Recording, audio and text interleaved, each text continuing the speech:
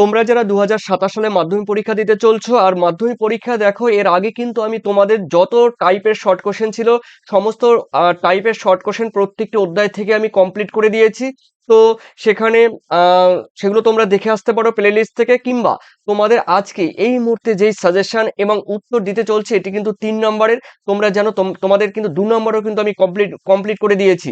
তো দেখো তোমাদের যে 3 নম্বরে তোমাদের ভূগোলের যেই কোশ্চেনগুলো থাকবে সেই কোশ্চেনের উত্তরগুলো তথা সাজেশন উত্তরগুলো আমি তোমাদের সামনে উপস্থাপন করছি। চলো, তোমাদের কিন্তু বলা যায় সাজেশন, উত্তর তথা ক্লাস। দেখো, এটি রয়েছে প্রথম অধ্যায়। আর একটা কথা বলছি, তোমাদের কিন্তু যে সেমিস্টার যে সিস্টেমের পরীক্ষায় সামিটিভ, সেই সামিটিভের অনুসারে কিন্তু নয়, এটি কিন্তু একদম ফাইনাল পরীক্ষার জন্য যা হবে পুরো ফাইনাল খেলা। এই ফাইনাল খেলার জন্যই তোমাদের সামনে কিন্তু আমি উপস্থাপিত হলাম তোমাদের প্রথম অধ্যায় নিয়ে। এরপরে সেকেন্ড অধ্যায় থাকবে, থার্ড অধ্যায়, ফোর্থ অধ্যায় থাকবে, ফিফথ, এবং একদম শেষে থাকবে তোমাদের ভূবৈচিত্র্য সূচক মানচিত্র। আর সেই সঙ্গে থাকবে তোমাদের রয়েছে টপোগ্রাফি, মানে স্যাটেলাইট ইমেজারি, মানে ভূ একদিকে রয়েছে দেখো ভূবৈচিত্র্য সূচক মানচিত্র, আর অন্যদিকে রয়েছে উপগ্রহ চিত্র। তো সেগুলো সেই পর্যন্ত আমি তোমাদের কমপ্লিট করে দেবো। আজকে কিন্তু প্রথম অধ্যায়, আমি প্রথমেই বলে দিচ্ছি এটি কিন্তু ফাইনাল পরীক্ষার জন্য, কোনো সামিটিভ কিংবা সেমিস্টারের জন্য নয়, ফাইনাল একদম যা হবে ফাইনাল। ভূগোল, প্রাকৃতিক ভূগোল। দেখো, প্রথমেই রয়েছে বহির্জাত প্রক্রিয়া, সৃষ্ট বা গঠিত ভূমিরূপ। এখান থেকে থাকবে তোমাদের, দেখো, 3 মার্কসের কোন কোন কোশ্চেনগুলো থাকবে তোমরা দেখতেই পাচ্ছ এখানে ফাইনাল সাজেশন উত্তর। চলো আমি দেখে নিচ্ছি। দেখো, প্রথমেই রয়েছে 3 নম্বরের ক্ষেত্রে, দেখো 3 নম্বরের ক্ষেত্রে প্রথমেই রয়েছে সংক্ষিপ্ত ব্যাখ্যামূলক উত্তরধর্মী প্রশ্ন, আর বিকল্প প্রশ্নগুলো অবশ্যই লক্ষণীয়। তো চলো আমি দেখে নিচ্ছি তোমাদের পর পর। হ্যাঁ, প্রথম কোয়েশ্চেন। দেখো, প্রথম কোয়েশ্চেন রয়েছে ডবল স্টার, রয়েছে হিমরেখার হিমরেখার বা হিমরেখা। তোমরা প্রথমেই বলছি, তোমরা যে যাই বলো, হিমরেখা বা হিমরেখার উচ্চতা সর্বত্র এবং সব ঋতুতে সমান হয় না।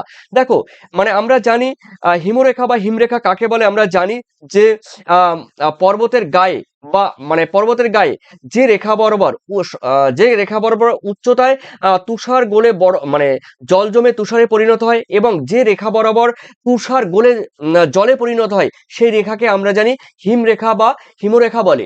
তো দেখো, এই যে এই হিমরেখার উচ্চতা কিন্তু পৃথিবীর সব জায়গায় কিন্তু সমান উচ্চতায় নেই। আবার সব ঋতুতেই কিন্তু জানো, সব ঋতু, গ্রীষ্ম ঋতু রয়েছে, শীত ঋতু রয়েছে, সব ঋতুতেই কিন্তু হিমরেখার উচ্চতা কিন্তু সর্বত্র সারা বছর কিন্তু একই রেখা বরাবর কিন্তু অবস্থান করে না। শীতের সময় ভূপৃষ্ঠের কাছাকাছি অবস্থান করে, আর গ্রীষ্মের সময় ভূপৃষ্ঠ থেকে অনেক উচ্চতায় কিন্তু অবস্থান করে। তো আমরা সেটি দেখে নিচ্ছি। দেখো, হিমরেখার সর্বত্র একই উচ্চতায় অবস্থান না করার কারণগুলো কি কি রয়েছে। দেখো, পর্বত গাত্রে বা ভূপৃষ্ঠে যে উচ্চতায়, যেখানে সারা বছর তুষার জমে থাকে, বা যে উচ্চতার নিচে তুষার গলে জলে পরিণত হয়, একটু আগে বললাম উচ্চতার সেই সীমারেখার নাম কিন্তু হিমরেখা। এই হিমরেখার উচ্চতার নির্ভর করে, দেখো কিসের উপরে, এই যে হিমরেখার উচ্চতা, তোমরা আমার মাথার উপরে যে চিত্রটি তোমরা দেখতে পাচ্ছ, এই হিমরেখার উচ্চতা নির্ভর করে। দেখো, এই যে হিমরেখা রয়েছে দেখতেই পাচ্ছ, এর উচ্চতা কিসের উপর নির্ভর করে। প্রথমত রয়েছে অক্ষাংশ। অক্ষাংশ মানেই হলো নিরক্ষরেখা রয়েছে, ক্রান্তীয় অঞ্চল রয়েছে, নাতিশীতোষ্ণ অঞ্চল রয়েছে, মেরু অঞ্চল রয়েছে। এই যে অক্ষাংশ ভেদে কিন্তু এই হিমরেখার উচ্চতা কিন্তু কম বেশি হয়। তো আমরা দেখে নিচ্ছি উচ্চ অক্ষাংশ কথার মানে হলো কিন্তু, দেখো, একদম মেরু অঞ্চল বা মেরুবৃত্ত বা মেরু প্রদেশীয় অঞ্চলগুলো যে রয়েছে, সেই উচ্চ অক্ষাংশের তুলনায় নিম্ন অক্ষাংশ কথার মানে হলো নিরক্ষীয় অঞ্চল। নিরক্ষীয় অঞ্চলে উষ্ণতা বেশি, তাই হিমরেখার উচ্চতা ও উচ্চ অক্ষাংশে কিন্তু কম থাকে।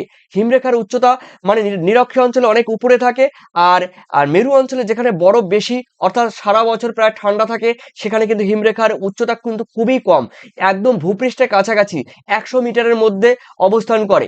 তো দেখো, নিম্ন অক্ষাংশে কিন্তু বেশি। নিম্ন অক্ষাংশ কথার মানে কিন্তু 0 ডিগ্রি, কিংবা নিরক্ষীয় অঞ্চল, কিংবা ক্রান্তীয় অঞ্চলে। তো দেখো, উদাহরণস্বরূপ বলা যায়, মেরু অঞ্চলে হিমরেখার অবস্থান প্রায় সমুদ্র পৃষ্ঠ 0 ডিগ্রি থেকে, এবং নাতিশীতোষ্ণ অঞ্চলে 2000 মিটার থেকে 2500 মিটার পর্যন্ত উচ্চতায় অবস্থান করে।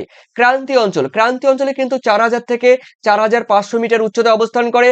আর নিরক্ষীয় অঞ্চলে রয়েছে, দেখো, সব থেকে বেশি উচ্চতায় হিমরেখা অবস্থান করে কত, 5500 মিটার। তো এটা গেল উচ্চতার ভিত্তিতে, মানে অক্ষাংশের ভিত্তিতে। এরপরে রয়েছে ভূমির ঢাল। দেখো হিমরেখার উচ্চতা কিন্তু, ভূমির ঢাল কিন্তু একটি ভাইটাল হিমরেখার অবস্থান রূপে কাজ করে। নিরক্ষরেখার বিপরীত দিকে ঢালু ভূমির তুলনায় সূর্যরশ্মি বেশি পড়ে বলে নিরক্ষরেখার দিকে ঢালু ভূমি বেশি উত্তপ্ত হয়। অর্থাৎ বলা হয়েছে নিরক্ষরেখার যে বিপরীত দিক রয়েছে, সেই বিপরীত দিকটা ঢালু ভূভাগ রয়েছে, সেই ঢালু ভূভাগের তুলনায় সূর্যরশ্মি যে জায়গায় বেশি পড়ে সেখানে কিন্তু হিমরেখার আম, আহ, নিরক্ষরেখার নিরক্ষরেখার দিকে ঢালু ভূমি কিন্তু কি হয় বলতো, বেশি উত্তপ্ত হয়। এই জন্য হিমরেখার উচ্চতা কিন্তু বেশি উচ্চতায় অবস্থান করে। উদাহরণস্বরূপ আমরা বলতে পারি, দেখো হিমালয়ের হিমালয়ের উত্তর ঢালের তুলনায়, আমাদের যে হিমালয় পর্বত রয়েছে, সেই হিমালয় পর্বতের উত্তর ঢালের তুলনায় দক্ষিণ ঢাল রয়েছে। অর্থাৎ নিরক্ষরেখা মুখী, মানে দক্ষিণ দিকে আর কি নিরক্ষরেখা মুখী। তোমরা দেখতে পারবে এই যে এটা নিরক্ষরেখা, আর এটা রয়েছে হিমালয় পার্বত্য অঞ্চল। তাহলে এই যে নিরক্ষ রেখা এই দিকটা, তার মানে নিরক্ষরেখা মুখী ঢালে কিন্তু হিমরেখার উচ্চতা 1000 মিটারের বেশি উচ্চতায় অবস্থান করে। তার মানে এই সাইডে কিন্তু সূর্যের আলো কিন্তু কম পড়ে, এই সাইডে কিন্তু সূর্যের আলো কিন্তু বেশি পড়ে। তাই এই সাইডে কিন্তু হিমরেখার উচ্চতা কি থাকে বলতো, হিমরেখার উচ্চতা কিন্তু কম থাকে। উত্তর দিকে যেখানে সূর্যের আলো বেশি পড়ে সেখানে কিন্তু বেশি থাকে। এরপরে চলো রয়েছে তোমাদের, দেখো তোমাদের রয়েছে ঋতুগত বৈচিত্র্য। দেখো ঋতুগত বৈচিত্র্য মানে আমরা জানি শীতের সময় এক ঋতু, তারপরে গ্রীষ্ম বা গরমের সময় এক ঋতু। তাই শীতের সময় কি হয় বলতো, হিমরেখার উচ্চতা কিন্তু শীতের সময় ভূপৃষ্ঠের কাছাকাছি নেমে আসে। আর গরমের সময় দেখো তাপমাত্রা বেশি থাকে, তাই বরফ গলে যায়, আর হিমরেখাও কিন্তু উচ্চতা আস্তে আস্তে বৃদ্ধি পেতে থাকে।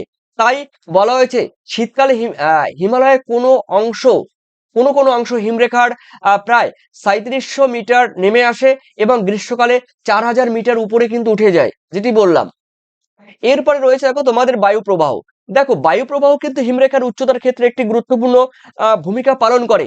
যেসব স্থানে উষ্ণ যেসব স্থানে উষ্ণ বায়ু প্রবাহিত হয় সেখানে কিন্তু হিমরেখার উচ্চতা কিন্তু বেশি হয়।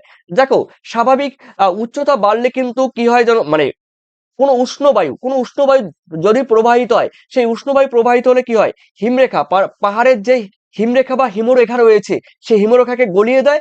এর ফলে কি হয় বলতো, হিমরেখার উচ্চতা অটোমেটিক বেড়ে যায়।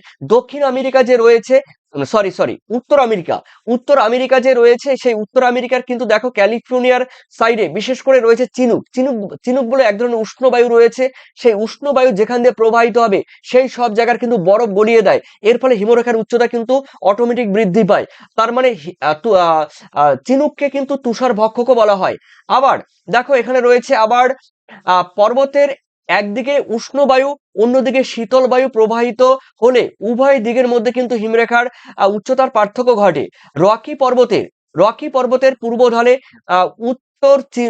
উত্তরে চিনুক বায়ুর প্রভাবে কিন্তু হিমরেখার উচ্চতা পশ্চিম ঢালের তুলনায় কিন্তু কি হয় বলতো, বেশি হয়।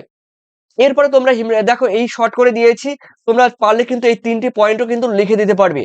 কেউ যদি মনে করো উপরেরটা লিখতে পারবে না, অনেকটা হয়ে যায় 4টি পয়েন্ট রয়েছে, তাই তোমরা শর্ট করে, পরীক্ষার টাইম না থাকলে শর্ট করে তোমরা কিন্তু এই 3টি পয়েন্ট লিখলেই কিন্তু তোমরা নাম্বার পেয়ে যাবে। ঠিক আছে। তো অবশ্যই এরপরে রয়েছে দেখো তোমাদের আরেকটা কথা বলছি, তোমাদের কিন্তু পিডিএফ এই যে যা রয়েছে, তোমাদের পিডিএফ তোমাদের মাধ্যমিক 2027 সালে তোমরা যারা পরীক্ষা দেবে, ভূগোলের ক্ষেত্রে কিন্তু দেখো তোমাদের 105 টাকা পেমেন্ট করতে হবে। তোমরা টোটাল কিন্তু এই পিডিএফ পেয়ে যাবে। দেখো কোনো কিন্তু ওয়াটারমার্কস কিংবা ব্যাকগ্রাউন্ডে তোমাদের কিন্তু পড়ার ক্ষেত্রে কোনো প্রবলেম নেই। এই নোটস, এই পিডিএফ পেলে কিন্তু তোমরা পরীক্ষা 2027 সালে তোমরা কিন্তু পুরো ক্র্যাক করতে পারবে। আর তোমাদের কোনো প্রবলেম হবে না। পুরো কিন্তু সাজেশন উত্তর কিন্তু তোমরা 100% তোমরা পেতে চলছো। তার কারণ বাছাই করে, রিসার্চ করে, গবেষণা করে কিন্তু এই তোমাদের এই সাজেশন উত্তর তৈরি করা হয়েছে পিডিএফ। আর যারা এই পিডিএফ নেবে 7890404016 এই নম্বরে তোমরা হোয়াটসঅ্যাপ করতে পারো। দেখো সেকেন্ড কোশ্চেন খুবই গুরুত্বপূর্ণ এবং ভিভিআই দিয়েছি। দেখো নদীর মোহনায় বদ্বীপ কেন গড়ে ওঠে, ব্যাখ্যা করো। কোশ্চেনটি ঘুরিয়ে দিতে পারে, নদীর মোহনায় বদ্বীপ গড়ে ওঠার অনুকূল ভৌগোলিক পরিবেশ আলোচনা করো। একই কোশ্চেন। দেখো পৃথিবীর সমস্ত নদীর মোহনায় কিন্তু বদ্বীপ গড়ে ওঠে না। বদ্বীপ গড়ে ওঠার জন্য কিছু গুরুত্বপূর্ণ পরিবেশ দরকার, কিছু মানে এনভায়রনমেন্ট দরকার। তো পৃথিবীর যতগুলো যত হাজার হাজার লাখ লাখ নদী রয়েছে, সমস্ত নদীর মোহনায় কিন্তু বদ্বীপ গড়ে ওঠে না। বদ্বীপ গড়ে ওঠার জন্য উপযুক্ত বাস্তবসম্মত কিছু পরিবেশ রয়েছে। সেই বদ্বীপ গড়ে ওঠার জন্য কিছু অনুকূল পরিবেশ রয়েছে। সেই পরিবেশগুলোর মধ্যে রয়েছে দেখো, নাম্বার ওয়ান, নদীর গতিবেগ হ্রাস। দেখো, যে সমস্ত নদী যখন মোহনার কাছে, মোহনা মানে সমুদ্রের কাছে কিংবা কোনো লেকের কাছে, বিশেষ করে সমুদ্রের কাছে যখন মিলিত হবে, তখন সেই নদীর মোহনা কি হতে হবে বলতো? সমতল ভূমির উপর দিয়ে, সমতল ভূমির উপর দিয়ে কিন্তু নদীর মোহনায় মিশতে হবে। এবং নদীর মোহনায় যখন মিশবে, তখন জলের কিন্তু গতিবেগও কিন্তু কম থাকতে হবে, নদীর ঢাল কিন্তু কম থাকতে হবে, নদীর গভীরতা কম থাকতে হবে। তবেই কিন্তু পলি কিন্তু জমতে পারবে, পলি সঞ্চয় হতে পারবে, আর এর ফলে কিন্তু বদ্বীপ গড়ে উঠতে পারবে। না হলে কিন্তু বদ্বীপ গড়ে উঠতে পারবে না। এরপরে রয়েছে দুইয়ে রয়েছে পলির আধিক্য। দেখো, আমি বললাম, যখন কোনো নদী প্রবাহিত হবে, তার সেই নদী যখন পার্বত্য অঞ্চল অতিক্রম করে নদী যখন মধ্যগতি কিংবা নিম্ন গতিতে প্রবাহিত হয়ে, অর্থাৎ সমতল ভূমির উপর দিয়ে প্রবাহিত হয়ে যখন নদী সমুদ্রে মিলিত হয়, এবং সেই সমুদ্রের মিলিত হওয়ার আগে নদীর যদি কোনো শাখা প্রশাখা থাকে কিংবা বিভিন্ন উপনদী থাকে, তো সেই শাখা নদী কিংবা উপনদী প্রচুর পরিমাণে পলি বহন করে নিয়ে এসে প্রধান নদীর মাধ্যমে সমুদ্রকে মিলিত হয়। আর সমুদ্রের পলি যখন থিতিয়ে থিতিয়ে পড়বে, তখন কি হবে বলতো?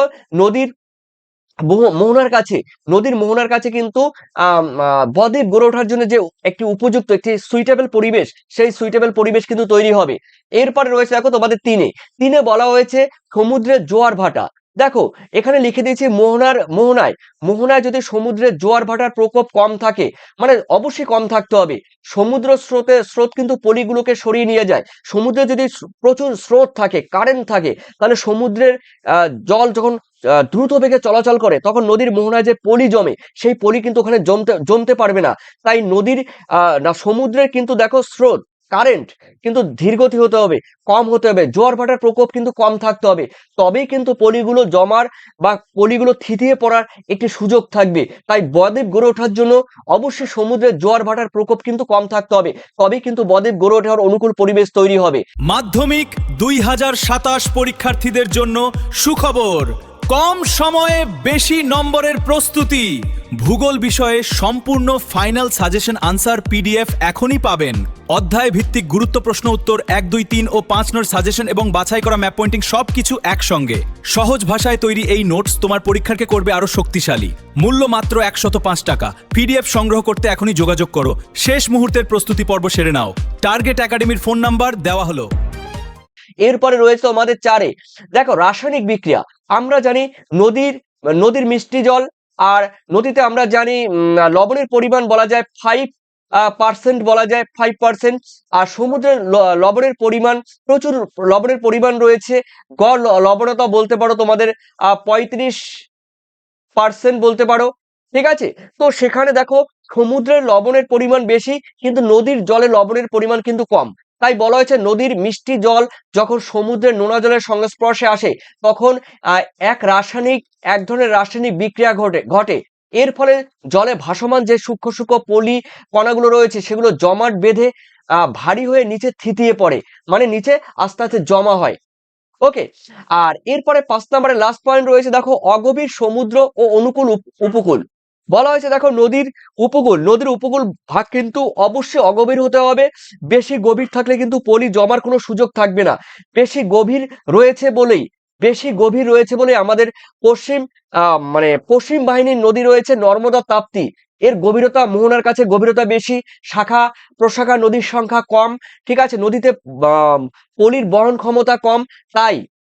তাই নর্মদা এবং তাপ্তি নদীর মোহনায় কিন্তু কোনো বদ্বীপ গড়ে ওঠেনি।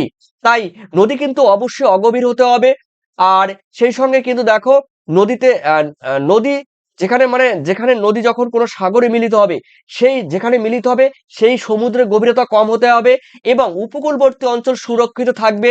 তবে পলল সহজেই জমতে পারবে। এই সমস্ত কারণের জন্য কিন্তু নদীর মোহনায় কিন্তু বদ্বীপ গড়ে ওঠে। এগুলো কিন্তু বদ্বীপ গড়ে ওঠার অনুকূল পরিবেশ। এরপরে রয়েছে দেখো তোমাদের ট্রিপল স্টার। এটাও কিন্তু খুবই গুরুত্বপূর্ণ, ভাইটাল। অশ্বক্ষুরাকৃতি হ্রদের সৃষ্টি চিত্র সহ তোমাদের ব্যাখ্যা করতে হবে। দেখো, অশ্বক্ষুরাকৃতি কি হ্রদ আমরা জানি।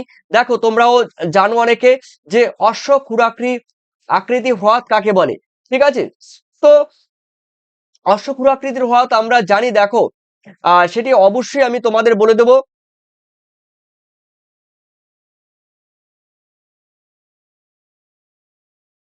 এটা নদী, ঠিক আছে, এটি মূল নদী। এটি কিন্তু একসময় মূল নদী ছিল, এটি কিন্তু একসময় মূল নদী ছিল। কিন্তু এই নদী যখন আমরা জানি, নদী যখন সমতল ভূমির উপর দিয়ে প্রবাহিত হয়, তখন কিন্তু নদী একটু বাধা পেলেই নদী তখন সাপের মতো আঁকা বাঁকা পথে কিন্তু এগিয়ে চলে। তো দেখো এই নদীটি আমি যেটি অঙ্কন করলাম, এটি কিন্তু আঁকা বাঁকা পথে প্রথমে চলছিল। তখন নদী চলতে চলতে চলতে চলতে দেখা গেল এখানে আবার কোনো কারণে বাধা পেয়ে গেল। আর নদীর স্রোত, নদীর বেগ কিন্তু এখানে মানে বাধা, মানে কি বলবো, স্পিড এতটাই বেড়ে গেল যে নদীর এই পারে আঘাত করে করে করে এই জায়গা ক্ষয় করে করে করে নদীর অপর পাশে, যে বাঁকের অপর পাশের অংশটি, তাকে কিন্তু ক্ষয় করে করে নদী কিন্তু বাঁকের এই অংশটিকে ধরে ফেলেছে। আর বাকি যে অংশটি, সেই অংশ কিন্তু একটি পরিত্যক্ত জলাভূমিতে পরিণত হয়েছে। দেখো তখন এটা দেখতে অনেকটা অশ্বক্ষুরাকৃতি বা ঘোড়ার খুরের মতো হয় বলে এর নাম অশ্বক্ষুরাকৃতির হ্রদ রয়েছে।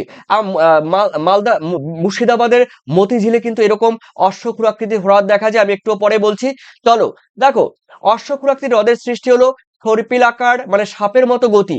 নদী নিম্ন গতি বা সমতল ভূমির উপর দিয়ে যখন প্রবাহিত হয়, তখন জলের বাধা পেলে তখন নদী কিন্তু কি আঁকাবাঁকা বা সর্পিল গতিতে প্রবাহিত হতে শুরু করে। বোঝা গেল আমি যেটি বললাম। সেকেন্ড, নদীর ক্ষয় ও সঞ্চয়।